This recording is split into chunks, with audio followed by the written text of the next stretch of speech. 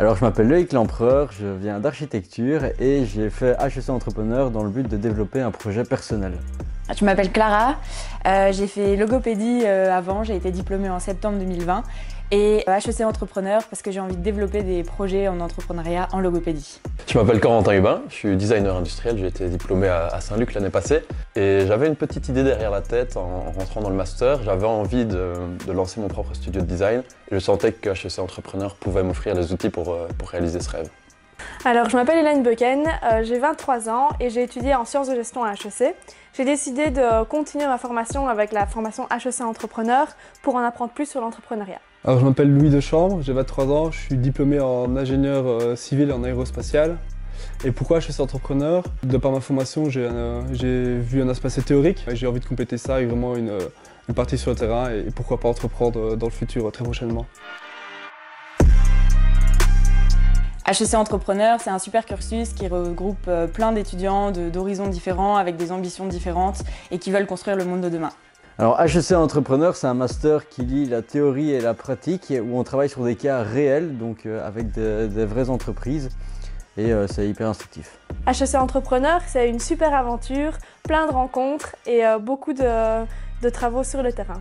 C'est une formation unique en Belgique. Voilà, il n'y a pas beaucoup de formations qui ont cette philosophie learning by doing. Et donc on a vraiment des missions sur le terrain qui nous permettent de mettre en pratique beaucoup de concepts théoriques, mais surtout d'avoir vraiment une vraie expérience de terrain et c'est très enrichissant.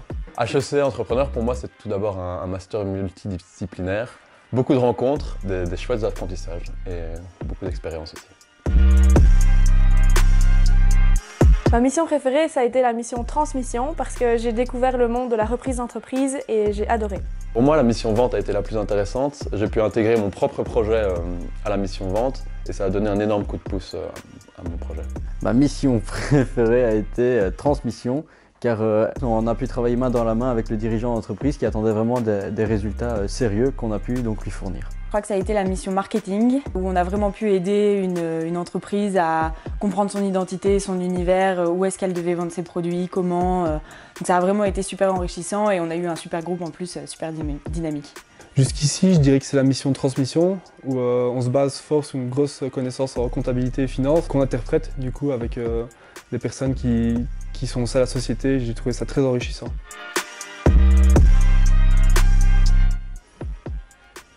Non.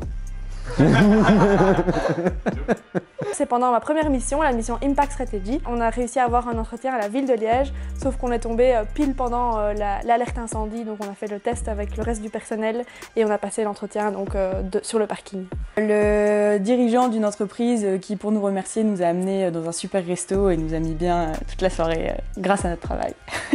La première fois que j'ai rencontré tout le monde, j'ai montré mes fesses.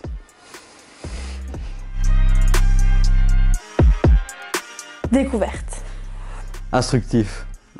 Futur? Impact. Exceptionnel.